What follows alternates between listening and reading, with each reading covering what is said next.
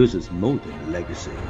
This is a source of inspiration, sharing the journey of discovery. PSN College of Engineering and Technology. ஒடிஷாவில் நவீன் பட்நாயக்கின் 24 ஆண்டு கால marathon ஆட்சி முடிவுக்கு வருகிறது. பாரதிய ஜனதா அங்கு முதன்முறையாக ஆட்சியை கைப்பற்றியுள்ளது.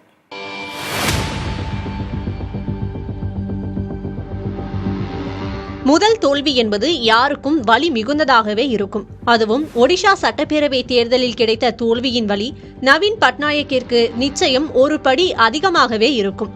ஏனெனில் 26 ஆண்டு கால அரசியல் வாழ்க்கையில் அவர் கண்ட முதல் தோல்வியே இதுதான்.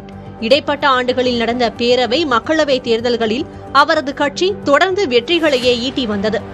பிஜு ஜனதா தளம் தனது 26 ஆண்டு வரலாற்றில் முதன்முறையாக ஆட்சியில் அமர இயலாத நிலை ஏற்பட்டுள்ளது. தமிழகத்தைச் சேர்ந்த முன்னாள் IAS அதிகாரியான VK பாண்டியன் நவீன் பட்நாயக்கின் வலதுகரமாக திகழ்ந்ததுடன் அவரது அரசியல் வாரிசாகவும் பார்க்கப்பட்டார். ஆனால் இதையே பாஜக தனது அரசியல் ஆயுதமாக்கி வெளிமாநிலத்தைச் சேர்ந்தவர் நம்மை ஆட்டுவிப்பதா என கேள்வி எழுப்பியது. பாஜகவின் இவ்வியூகம் மக்கள் மத்தியில் எடுபட்டு விட்டதோ என்ற ஊகங்களையும் தேர்தல் முடிவுகள் எழுப்பியுள்ளன. எனினும் இந்த கேள்விக்கு வேறு சில காரணங்களும் இருக்கக்கூடும் என்கிறார் அரசியல் விமர்சகர் ஆழி செந்தில்நாதன். ஒரிசாவை பொறுத்தவரையில் நீண்ட காலமாக நவீன் பட்நாயக் முதலமைச்சராக இருக்கிறாரு.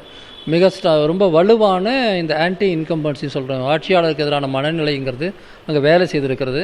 VK பாண்டியன் தொடர்பான விஷயமும் அதில் ஒன்றாக இருக்கக்கூடும். திடீர்னு சொல்லிட்டு ஒரு ஒரிசாவில் நவீன் பட்நாயக் விரும்பக்கூடிய ஒரு அதிகாரி, அவரும் அந்த மாநிலத்தை சேர்ந்தவர் கிடையாது, அவர் CM வரலாங்கிற பேச்சை நிச்சயமாக அந்த மக்கள் விரும்பியிருக்க மாட்டாங்க.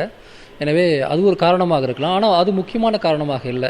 முக்கியமான காரணம் ஒரு மாற்றத்தை அந்த மக்கள் விரும்பியிருக்கிறாங்க அப்படிங்கிறது தான். கிட்டத்தட்ட ஒரு 20-25 வருஷமாக அவர் அங்கே CM இருக்கிறாரு. வளர்ச்சி திட்டங்கள்லாம் செஞ்சுருக்கிறாரு. ஆனால் 20 வருஷம் இருந்ததுக்கு என்ன செஞ்சுருக்கணுமோ அதை செய்யலை. எனவே அது ஒரு அடிப்படையில் ஏற்பட்ட ஒரு மாற்றமாக தான் நான் பார்க்குறேன்.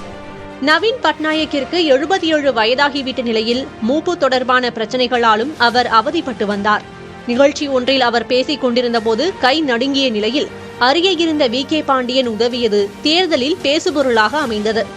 இந்த தேர்தலில் நவீன் பட்நாயக் வெற்றி பெற்றிருந்தால் இந்தியாவில் அதிக ஆண்டு காலம் ஆட்சி புரிந்த முதலமைச்சர் என்ற வரலாற்றை படைத்திருப்பார். ஆனால் அது எதிர்பாராத விதமாக கை நழுவியுள்ளது. தேர்தலுக்கு சற்று முன்பு கூட பிஜு ஜனதா தளத்துடன் பாஜக கைகோர்த்து களமிறங்க போவதாக தகவல்கள் வெளியாகின. ஆனால் கூட்டணி முடிவை மாற்றிக்கொண்டு முதலமைச்சர் வேட்பாளரையே அறிவிக்காமல் பிரதமர் மோடியை மட்டுமே முன்னிறுத்தி தேர்தல் களத்தை தனித்து சந்தித்த பாஜக அதில் வெற்றியும் பெற்றுள்ளது. பல மாநிலங்களில் பாஜகவின் தேர்தல் கணக்கு தவறினாலும் ஒடிஷாவில் சரியாகவே முடிந்துள்ளது.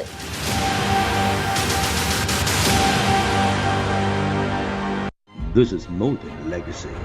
This is a source of inspiration, sharing the journey of discovery. PSN College of Engineering and Technology.